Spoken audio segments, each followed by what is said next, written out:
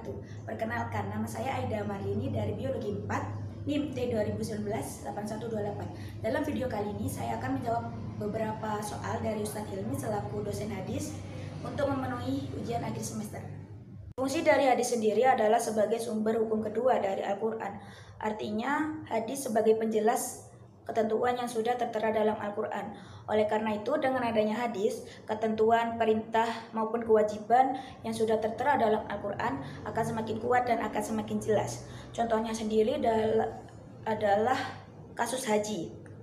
Namun, banyak sekali umat muslim zaman sekarang yang sudah mampu secara finansial maupun jasmaninya masih menyepelekan perintah tersebut. Padahal dalam Al-Quran surat Ali Imran ayat 97, Allah Subhanahu wa Ta'ala telah berfirman yang artinya mengerjakan haji adalah kewajiban manusia terhadap Allah, yaitu bagi orang yang sanggup mengadakan perjalanan ke Baitullah. Barang siapa mengingkari kewajiban haji, maka sesungguhnya Allah Maha Kaya, tidak memerlukan sesuatu dari semesta alam. Penjelasan Al-Quran ini diperkuat lagi dengan adanya hadis Nabi Muhammad yang artinya, wahai manusia, telah diwajibkan atas kalian berhaji, maka berhajilah. Dapat kita ketahui bersama bahwa hadis ini telah memperkuat firman Allah yang sudah tertera dalam Al-Quran surat Ali Imran ayat 97. Menurut saya, semua permasalahan tidak harus kembali kepada Al-Quran dan hadis saja, karena saat perintah yang sudah tertera dalam Al-Quran dijelaskan lagi di dalam hadis, namun saat hadis ini terdapat ketidakjelasan maupun kejanggalan, pasti seorang ulama akan menggunakan qiyas, ijma, ataupun salafnya para sahabat untuk mencari aturan atau sumber hukum yang pasti dan jelas. Solusi yang tepat dalam menghadapi masa pandemi ini adalah dengan merawat sikap diri yang benar, baik sikap secara pikiran maupun tindakan. Takut terhadap pandemi ini adalah sebuah hal yang wajar. Namun tak jarang sebagian umat Islam banyak yang mengatakan bahwa takut itu bukan ke COVID-19. Takut itu hanya kepada Allah Subhanahu wa Ta'ala. Memang benar, sebagai seorang muslim, kewajiban kita itu harus selalu taat dan takut kepada Allah Subhanahu wa Ta'ala. Akan tetapi, takut kepada COVID-19 ini bukan berarti menduakan sikap takut kita kepada Allah Subhanahu wa Ta'ala, melainkan bentuk ikhtiar untuk menjaga diri kita agar terhindar dari penyakit ini. Selain ikhtiar dari kewaspadaan dan penjagaan diri kita sendiri, kita juga wajib ikhtiar, yaitu dengan melaksanakan protokol kesehatan yang sudah dianjurkan pemerintah.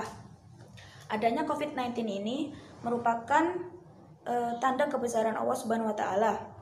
Jadi dengan takut akan virus ini sudah termasuk sikap kita dalam mengagungkan kebesaran Allah Subhanahu wa Ta'ala. Selain bentuk ikhtiar tadi, ikhtiar selanjutnya adalah dengan menjaga imunitas kita. Sebagai seorang muslim, kita diwajibkan untuk mengonsumsi makanan yang halalan dan thayyiban. Artinya tidak hanya halal bagi kita, juga memiliki thayyib atau manfaat bagi tubuh kita. Dengan makanan yang bermanfaat ini, otomatis juga akan menambah ketahanan imunitas kita agar terhindar dari COVID-19. Bentuk ikhtiar yang terakhir adalah dengan doa. Sebagai seorang muslim, doa adalah kekuatan yang tidak terlihat namun sangat dahsyat keajaibannya. Doa bisa merubah takdir, tentunya dengan kekuatan dan kekuasaan dari Allah Subhanahu wa Ta'ala. Dalam Quran surat Al-Baqarah ayat 186, Allah Subhanahu wa Ta'ala telah berfirman yang artinya, dan apabila hamba-hambaku bertanya kepadamu tentang aku, maka jawablah bahwasanya aku adalah dekat. Aku mengabulkan permohonan orang yang berdoa kepadaku. Maka hendaklah mereka itu memenuhi segala perintahku, dan hendaklah mereka beriman kepadaku agar mereka selalu berada dalam kebenaran. Sebagai seorang muslim yang beriman, Allah sudah menjanjikan akan mengabulkan semua doa hamba-hambanya. Oleh karena itu, kita sebagai hamba yang tidak memiliki apapun di dunia ini sudah seharusnya untuk selalu merendah dan memohon kepada Allah agar selalu terlindung dari mara bahaya apapun termasuk pandemi COVID-19 ini. Bismillahirrahmanirrahim. Man arada dunya fa alaihi bil ilmi wa man aradal akhirah fa alaihi bil ilmi wa man aradahuma fa alaihi bil ilmi. Artinya, barang siapa yang hendak menginginkan dunia, hendaklah ia menguasai ilmu. Barang siapa yang menginginkan akhirat, hendaklah ia menguasai ilmu. Dan barang siapa yang menginginkan keduanya, hendaklah ia menguasai ilmu. Hadis riwayat Ahmad. Dari hadis tersebut dapat kita ketahui bahwa pentingnya sebuah pendidikan, yaitu dengan menuntut ilmu. Dengan ilmu kita bisa melewati masa dunia ini dengan baik dan terarah. Dengan ilmu juga akan menjadikan kita sebagai manusia yang lebih mulia. Dengan ilmu kita bisa berbagi dan menyiarkan kebaikan kepada orang lain. Hal ini dapat kita jadikan sebagai lahan menabung amal dan pahala untuk hidup kita di akhirat kelak. Pendidikan bukan hanya tentang fungsi dari sebuah ilmu bagi kehidupan kita kelak, tetapi bagaimana ilmu ini sendiri dapat merubah dan mengarahkan kita menjadi pribadi yang lebih baik, berkualitas, dan bermanfaat bagi semua orang ke depannya. Sebagai calon tenaga pendidik, kita wajib mengetahui hal apa saja yang wajib diajarkan kepada calon anak didik kita kelak. Karena dalam agama Islam sendiri, pendidikan bukan hanya sebatas ilmu otak, rumus maupun simbol saja, tetapi pendidikan hati, pendidikan sikap, perilaku, akhlak itu juga sangat penting untuk diajarkan. Belajar merupakan bentuk jihad mengagungkan kebesaran Allah Subhanahu wa taala. Sebagai calon pendidik dalam jurusan biologi, mengagungkan kebesaran Allah Subhanahu wa taala sangat terasa dalam pembelajaran. Bagaimana tidak, semua unsur yang ada dalam semesta alam ini, yang mikro maupun makro, adalah ciptaan dari Allah Subhanahu wa taala.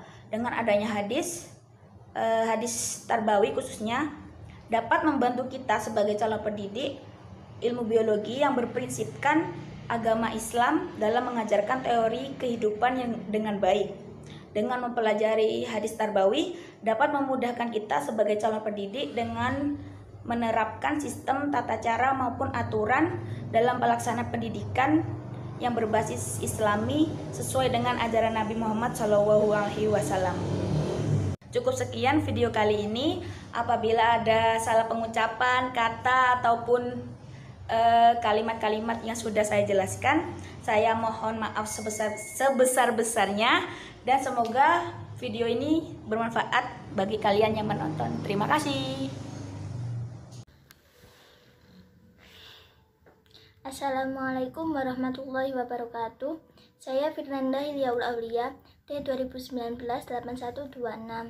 Saya akan menjawab pertanyaan dari Ustadz Hilmi. Yang pertama yaitu, buktikan dalam sebuah contoh kasus bahwa hadis adalah sebagai penjelas dari Al-Quran. Salah satu fungsi hadis adalah menjelaskan apa yang dalam Al-Quran belum jelas. Contohnya pada kasus dalam Al-Quran surat Al-Baqarah ayat 43. Allah memerintahkan sholat, namun tidak ada penjelasan bagaimana cara sholat itu. Bismillahirrahmanirrahim. Wa aqimus sholata wa atuz zakata warka'u ma'ar raki'in. Yang artinya, dan dirikanlah sholat, tunaikanlah zakat, dan rukuklah beserta orang-orang yang ruku. Ayat ini dijelaskan dalam Al-Hadis bagaimana cara sholat itu. Dalam Al-Hadis riwayat Bukhari, yang artinya, sholatlah bagaimana engkau melihat aku sholat. Yang kedua, bagaimana pendapatmu tentang orang yang selalu mengatakan semua permasalahan harus kembali pada Al-Quran dan hadis saja? Menurut saya, memang benar semua permasalahan harus dikembalikan pada Al-Quran dan hadis, tapi tidak secara langsung atau harus melalui perantara. Karena bagaimanapun juga, keilmuan kita pas-pasan, ditambah lagi jarak antara kita dengan Nabi Muhammad begitu jauh atau lama. Maka tidak mungkin bagi kita langsung merujuk pada Al-Quran dan hadis tadi. Pada generasi sahabat terdahulu saja masih banyak yang tidak tahu makna yang dikehendaki yang terkandung dalam Al-Quran dan hadis. Apalagi kita. Maka bagi orang yang logikanya waras, akan memahami dan mengembalikan problematika hidup ke Al-Quran dan hadis sesuai pemahaman yang disampaikan Nabi pada sahabatnya. kemudian turun-menurun hingga menjadi kitab kuning saat ini. Karena memahami Al-Quran dan hadis juga butuh asbabun nuzul dan asbabul wurud. Bagaimana mungkin kita bisa memahami asbabun nuzul suatu ayat jika tanpa dari mulut ke mulut atau kitab ke kitab hingga sampai Rasulullah? Bisa diibaratkan, kita tidak akan pernah mengerti sejarahnya Sunan Giri jika kita hanya datang ke makamnya saja. Kita perlu membaca atau mendengarkan cerita dari mulut ke mulut hingga sampai pada orang yang pernah bertemu dan bercengkrama dengan Sunan Giri. Yang ketiga, jelaskan bagaimana solusi yang ditawarkan agama Islam dalam menyikapi wabah COVID-19 seperti saat ini. COVID-19 dalam pandangan Islam merupakan sebuah kejadian pandemi wabah virus menular seperti pada zaman Nabi Muhammad SAW dan para sahabat yang disebut dengan ta'un. Meskipun masih terjadi perdebatan di antara para ulama tentang penyebutan ta'un untuk COVID-19 ini, namun faktanya bahwa COVID-19 ini memang sangat mirip kasusnya dengan peristiwa di zaman Nabi Muhammad dan para sahabat. Dalam pandangan ilmu Islam, pandemi virus COVID-19 ini merupakan suatu ujian dari Allah kepada umat manusia agar manusia bisa mengingat kembali bahwa Allah Maha Kuasa atas segala-galanya tentang dunia ini. Seperti yang kita ketahui bahwa Islam adalah agama yang rahmatan lil alamin. Maka Islam selalu bisa menawarkan solusi kepada umatnya dalam menghadapi segala masalah dan tantangan zaman. Pada kasus COVID-19 ini contohnya, Nabi Muhammad SAW memperingatkan umatnya untuk tidak dekat dengan wilayah yang sedang terkena wabah. Sebaliknya, jika berada di dalam tempat yang terkena wabah, dilarang untuk keluar. Seperti diriwayatkan dalam hadis berikut ini. Jika kamu mendengar wabah di suatu wilayah, maka janganlah kalian memasukinya. Tapi jika terjadi wabah di tempat kamu berada, maka jangan tinggalkan tempat itu. Hadis riwayat Bukhari. Terkait dengan wabah coronavirus ini, sebagai seorang mukmin, maka sebaiknya selain melakukan juga ikhtiar karantina atau social distancing ini, maka tingkatkan juga spiritual kita. Jika dapat bertafakur lebih jauh, sebaiknya muslim semua wabah ini adalah sebuah rahmatnya, sebuah peringatan bagi yang berpikir untuk terus menjadikannya sebagai wasilah atau jalan untuk terus banyak mendekatkan diri kepada Allah. Sehingga ketika tingkat kepasrahan tinggi, maka akan dirasakan ketenangan dan dengan segala usaha dan doa keselamatan juga kepada Allah. Dengan selalu melibatkannya dan berharap semua wabah ini akan berakhir. Dengan menggunakan pendekatan sosiologi agama Islam, maka kita akan dapat dengan mudah memahami segala kepentingan sosial karena dalam Al-Quran kita juga sering menjumpai hubungan manusia dengan manusia lainnya. Karena dalam Al-Quran pun sering dijelaskan sebab-sebab yang menyebabkan terjadinya kemakmuran suatu bangsa, sebab-sebab yang menyebabkan terjadinya kesengsaraan. Sebagai manusia biasa yang tiada daya dan upaya, tentunya kita harus selalu membacakan doa kepada Allah Subhanahu wa Ta'ala. Semoga wabah COVID-19 ini segera berakhir. Keempat, yaitu bacakan dan jelaskan secara singkat satu hadis tentang pendidikan. Bismillahirrahmanirrahim. Thalabul ilmi fardhatun 'ala kulli muslimin wal muslimat, yang artinya menuntut ilmu itu wajib bagi setiap muslim laki-laki dan muslim perempuan. Hadis riwayat Ibnu Majah. Berdasarkan hadis tersebut, bahwa menuntut ilmu wajib bagi setiap muslim. Di samping diwajibkan menuntut ilmu, hadis tersebut juga memberikan pelajaran kepada umat Islam tentang pentingnya pendidikan untuk kemuliaan hidupnya. Pendidikan merupakan salah satu proses untuk meningkat dan mendekatkan diri kepada Sang Pencipta, yaitu Allah Subhanahu wa Ta'ala. Dengan pendidikan, manusia lebih mulia dan terhormat dipandang oleh Allah, dan lebih mulia daripada makhluk ciptaannya yang lain. Pendidikan merupakan usaha manusia untuk membina kepribadiannya sesuai dengan nilai-nilai yang terdapat dalam masyarakat. Selanjutnya yaitu nomor 5, menjelaskan urgensi atau pentingnya mempelajari ilmu hadis dan hadis tarbawi dengan bidang atau jurusan yang sedang Anda jalani sekarang. Menurut saya, Al-Quran dan hadis merupakan segala sumber pengetahuan yang hebat. Tidak kalah oleh tantangan zaman yang di dalamnya apabila digali lebih mendalam akan terus ditemukan kehebatan, baik dalam sisi agama, sosial, sains atau ilmu, dan yang lainnya. Dalam ilmu biologi sendiri, jika melakukan praktikum atau penelitian, maka masih menggunakan ilmu hadis tersebut atau masih merujuk ke dalam ilmu hadis. Sekian dari jawaban dari saya. Apabila terdapat kekurangan, saya mohon maaf. Wassalamualaikum warahmatullahi wabarakatuh. Assalamualaikum warahmatullahi wabarakatuh. Kami dari kelompok 2 akan menjawab 5 pertanyaan dari Ustadz Hilmi untuk memenuhi tugas ujian akhir. Saya Muzayanah NIM T2019-8125. Langsung kepada soal yang pertama. Soal yang pertama, buktikan dalam sebuah contoh kasus bahwa hadis adalah sebagai penjelas dari Al-Quran. Salah satu fungsi hadis ialah sebagai penjelas dari ayat-ayat Al-Quran, yang mana ayat-ayat Al-Quran tidak sepenuhnya bersifat qat'i atau jelas, melainkan banyak juga yang bersifat dhanni atau samar, seperti sholat. Di dalam Al-Quran banyak yang mengungkapkan perintah mengenai melaksanakan sholat, namun tidak dijelaskan secara rinci, yakni tidak dijelaskan bagaimana cara kita melaksanakan sholat. Maka dari itu, Rasulullah mencontohkan bagaimana cara kita melaksanakan sholat yang benar. Seperti sabda beliau, "Shollu kama ra'aitumuni usolli", yang artinya, sholatlah kalian sebagaimana kalian melihat aku sholat.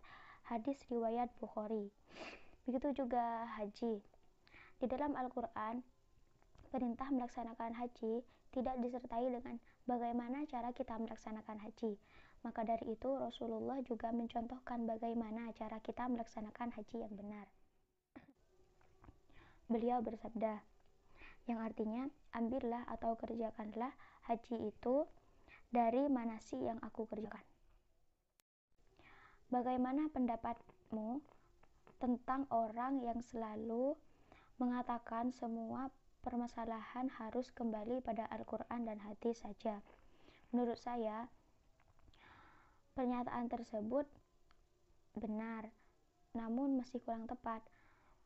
Memang Al-Quran dan hadis merupakan ajaran Islam yang utama, dan pernyataan ini juga diperkokoh oleh hadis yang disabdakan Nabi, yang disabdakan oleh Rasulullah, yang berbunyi, "Taraktu fikum amroini lan tadhillu ma tamassaktum bihima kitaballahi wa sunnati rasulihi", yang artinya, telah aku tinggalkan kepada kamu 2 perkara, kamu tidak akan sesat selama kamu berpegang teguh kepada keduanya, yaitu kitab Allah dan sunnah Rasulnya. Hadis riwayat Imam Malik. Namun, masih ada sumber ajaran tambahan yang dalam agama Islam, yakni ijtihad. Ijtihad adalah berpikir atau memutuskan suatu hukum yang ada di dalam Al-Quran dan hadis secara eksplisit atau secara lebih rinci. Lanjut kepada soal yang ketiga. Jelaskan bagaimana solusi yang ditawarkan agama Islam dalam menyikapi wabah COVID-19 seperti saat ini. Solusi yang ditawarkan oleh agama Islam dalam menyikapi wabah COVID-19 saat ini seperti yang pemerintah telah dilakukan sekarang, seperti pembinaan perilaku sehat baik fisik, mental maupun sosial, seperti yang telah termaktub dalam Al-Quran surah An-Nahl ayat 114, yang artinya, makanlah oleh kalian rezeki yang halal lagi baik yang telah Allah karuniakan kepada kalian. 2. Membangun sanitasi yang baik, seperti yang diisyaratkan dalam sebuah hadis, yang artinya, Sesungguhnya Allah Maha Indah dan mencintai keindahan, Maha Bersih dan mencintai kebersihan, dan Maha Mulia dan mencintai kemuliaan. Maka karena itu bersihkanlah rumah dan halaman kalian, dan janganlah kalian menyerupai orang-orang Yahudi. Hadis riwayat At-Tirmidzi dan Abu Ya'la. Ketiga, membangun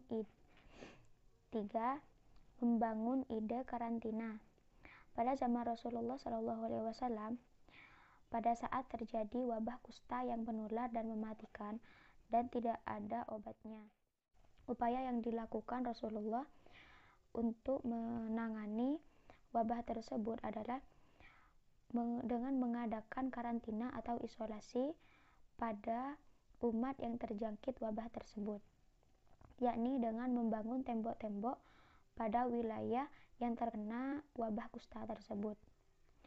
Juga menghimbau atau melarang umat yang tidak terjangkit wabah tersebut untuk mendekati wilayah tersebut, dan sebaliknya bagi yang terjangkit wabah tersebut dilarang untuk keluar dari wilayah tersebut, seperti sabda beliau yang artinya, jika kalian mendengar wabah terjadi di suatu wilayah, janganlah kalian memasuki wilayah tersebut. Sebaliknya, jika wabah itu terjadi di tempat kalian tinggal, janganlah kalian meninggalkan tempat itu.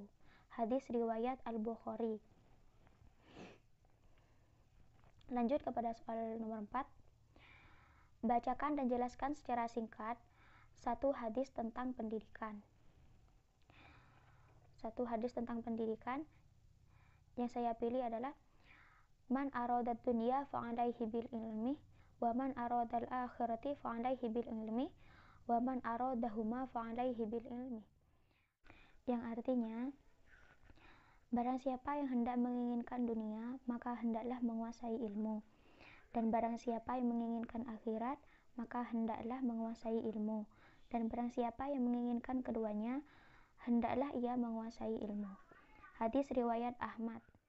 Hadis tersebut menjelaskan akan pentingnya ilmu dan menjelaskan tentang ilmu yang menjadi jaminan akan memperoleh kebahagiaan di dunia dan akhirat. Lanjut pada soal yang terakhir. Jelaskan pentingnya mempelajari ilmu hadis dan hadis tarbawi dengan bidang ilmu yang dijalani sekarang. Pentingnya mempelajari ilmu hadis dan hadis tarbawi dengan bidang atau jurusan yang saya jalani sekarang, yakni tadris biologi, adalah yang mana membahas mengenai ilmu sains.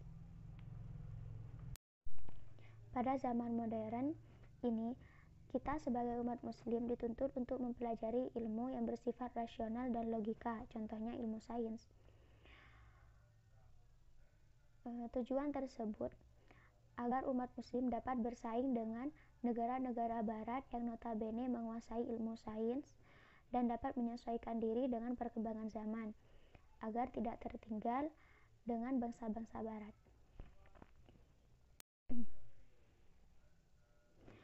Al-Quran sebagai pedoman umat manusia sudah mencakup semua aspek kehidupan, termasuk ilmu sains di dalamnya.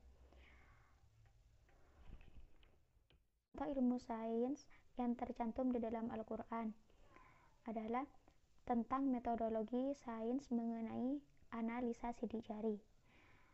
Analisa sidik jari tersebut sudah tercantum di dalam Al-Quran dalam surat Al-Qiyamah ayat 3-4.